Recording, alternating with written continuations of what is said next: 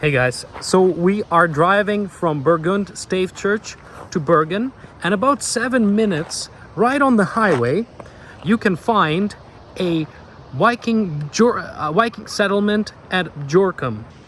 We're standing right here in Bjørkum, which is a little town, and right here where this parking lot is, I believe, is where the site was discovered. And look at this, this is really cool. So the information here says that this is the second best ever found Viking settlement in all of Norway. So it is very well preserved. What is exciting about Bjørkum is the quality of artifacts that they found. It is said that here they found the best preserved comb from the Viking age. As you can see, it is a very intricate artifact. You can see how many teeth there are in this deer boned comb. Why it was left here, they don't know. They say that perhaps the owner lost it or forgot it when they were leaving Bjørkum, or maybe since it is cracked and they don't know when it cracked, maybe during the process of creation it cracked and they sort of threw it away. Now the interesting thing about this comb is that it ties into the importance that Vikings gave to their hair. So it was actually very important for Vikings to have good beard and a good mustache. I don't know if I would cut it as a Viking, but it would be the bushier and more hair you have, the more prestigious you would look. Sort of adds to that warrior look during that age. In fact, there's a famous tale of King Harald Fairhair, and it is said that he refused to cut his hair and beard until he unified all of Norway into one kingdom. So finding combs like this is you're looking at an integral part of Viking culture, and these tools were very, very important to them. So to find one that looks this good is fantastic. But here we are. There's a river down there, and apparently just on a shore here is where the Vikings had a settlement. It would look something like this. So look at this. Right by the river you would have tents, little place for the cattle, right? A pretty simple settlement, but again, second best preserved in all of Norway for the archaeologists to dig up. And here's the little river that runs by the settlement. So this is the same shores that the Vikings would inhabit. They would settle here, and this is where their tents would be standing. And they would take this water and they would cook with it and they would swim in it. And it's just so amazing to stand right here where they did, right? To see almost the same landscape. Now, this might have changed, but look at this. This definitely hasn't. So you can imagine a Viking waking up every morning, and this would be their morning look. Literally, this would be what they saw every morning. How cool is that? It's interesting because this site in Bjørkum was actually found by an accident. So, they were building a road and they stumbled upon all these artifacts. And this is how we get to see some of these artifacts in the museum today. And this just puts it in a perspective how much more is out there, right? Norway is a gigantic country. It is, look at this. Like, who knows where the treasures are hidden, right? So it gives you that sense that, how much more to look forward to in the future. Things like this might pop up for hundreds of years, and it's just so exciting, to visit them once they do. Also, Bjørkum was a very important trade place because, a lot of trade routes sort of came through this area. So the artifacts and the quality of artifacts that are found here are numerous and are of high quality. So that's why this place very interesting to the archaeologists, and it is a neat little place to take a stop and learn a little bit about Viking history. But I will show you one more thing. And this stone that we're about to see wasn't from this area. It was a few kilometers away from here. However, they have put it here, and this is actually why we stopped here, is because I think it has a really cool story. Here we have Narakista. Look at that. I don't know if you can see it from here, but if I take a step back, you can see that this large stone is sort of is cut in two, and it looks like well, what Narakista means is, in Old Nord, it means a coffin. So people that saw the stone thought that maybe this is some kind of coffin, and in fact the legends said that maybe a sea-rich giant or a troll was buried here with all his treasures. And the people did believe this fairy tale. So what happened was that somewhere in the 17th century, this stone got looted. So some treasure hunters actually cracked it open, well, and unfortunately realized that, you know, there's nothing inside. It's just a stone. So the fairy tales, unfortunately, didn't turn out to be true. And so what they did then is they disposed of it and just sort of threw it in the wilderness, and there it lay for 200s of years, and it was found like this. Look at this. It was found like this, just laying around in the beginning of the 20th century. And then the government of Norway decided to, you know, clean it up and give it its proper place, because not only was it known as a troll's coffin, but some people even said that, you know, it might have been a treasure chest of some sorts, or some said it might have been a food chest of Saint Olaf, who came here to by force Christianize this part of Norway.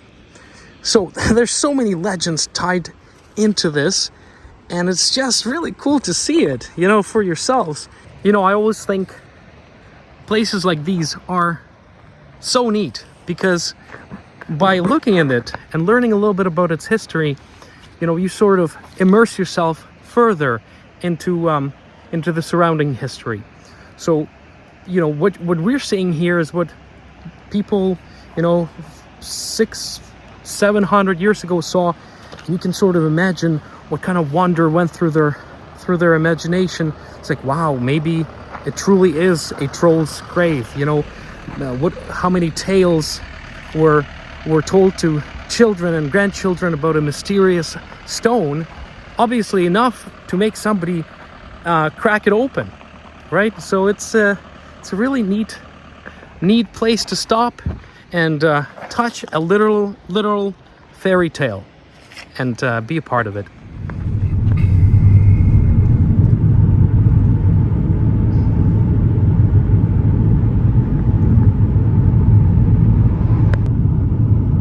Oh, look, their coat of arms is the thing from the church. Dragons. Yeah. Wood is literally from the church. Yeah. Dragon heads.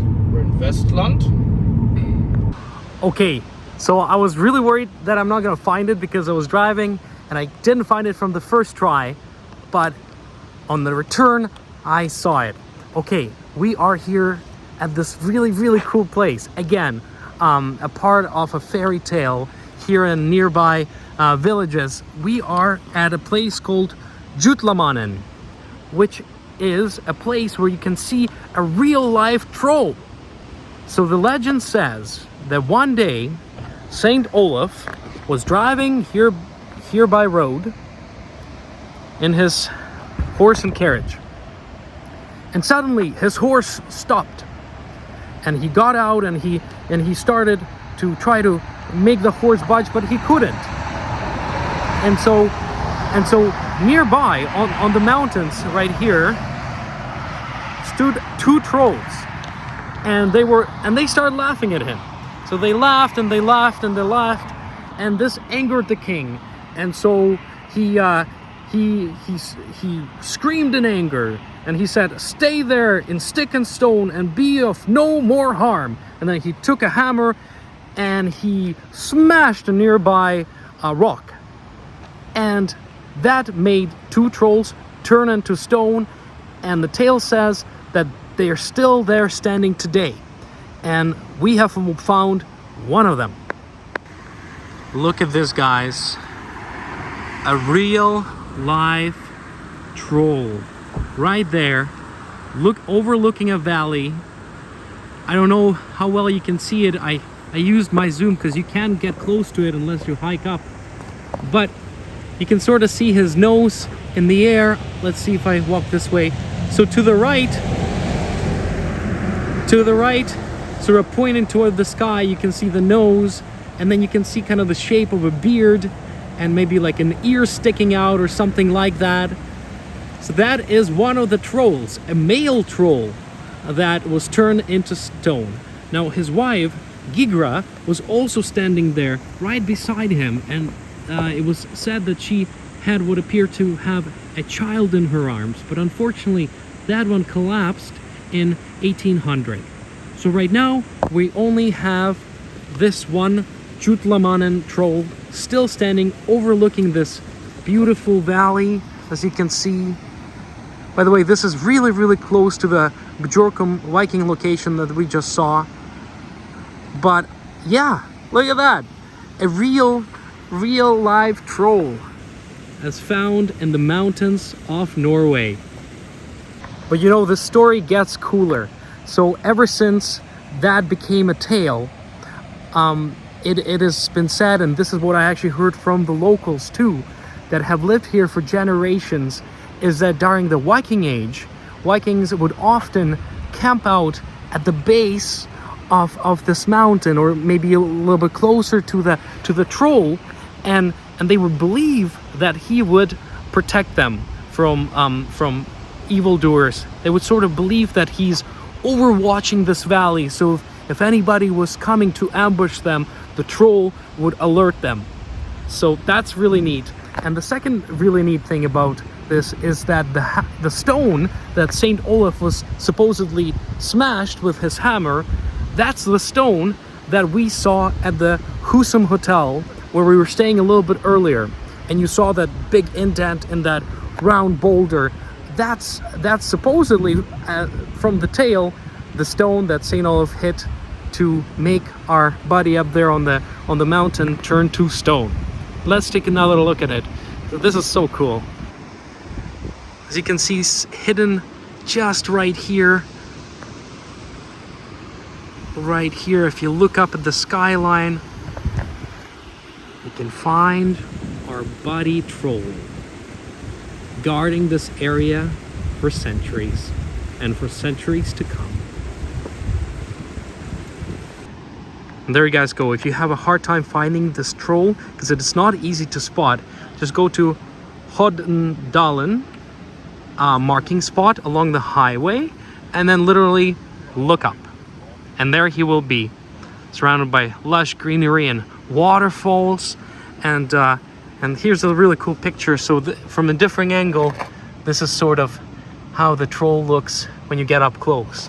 But he sort of looks different from up here, as you can see. He kind of looks like he has a beard from up here. I don't know. It's whatever way you want to interpret it, but definitely a cool little thing to check out on your way from Borgund Stave Church to Bergen. Oh, and this is pretty cool. Look at this. Helicopter.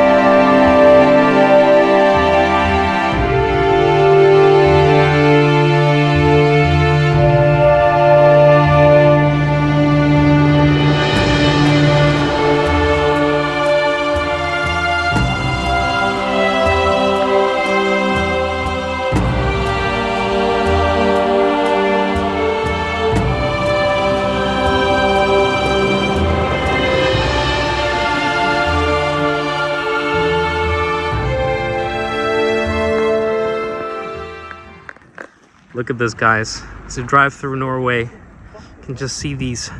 You can see the sights everywhere you look.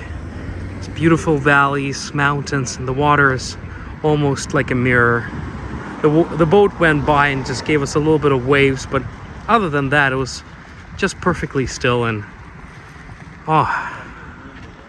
this country's heaven. All right, guys, so we're actually driving right now through world's longest tunnel. It is 25 kilometers. And check this out.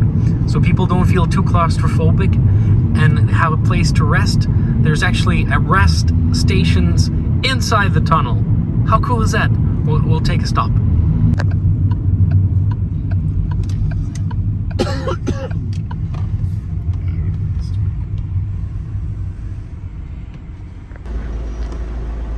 Yeah, as you can see, the lights are sort of sky blue. And this is, of course, to wake you up as you're going through this. It sort of looks artsy and beautiful, but of course the primary function is just technical safety. But yes, we're just in the middle, so we're about 12 kilometers down and 12 kilometers to go. Just such a cool thing. How often do you see this? World's longest tunnel. Yeah, so you can just park up here, walk around, stretch your legs. This is what I really like about Norway, is that they really care about well-being of the people, and you know, like just thinking that maybe somebody's feeling claustrophobic or anxious or, you know, feeling uneasy about driving in such a long underground distance, they decided to put places like this. And this is the second one that we've seen so far. I'm sure there's going to be a few more, so really cool to experience this. I hope when you drive from Oslo to Bergen, you have a chance to see one for yourself. And also, by the way, check out the echo. Hello! You hear the cars coming from. Wow, and you can hear the car coming for a while. Listen to this.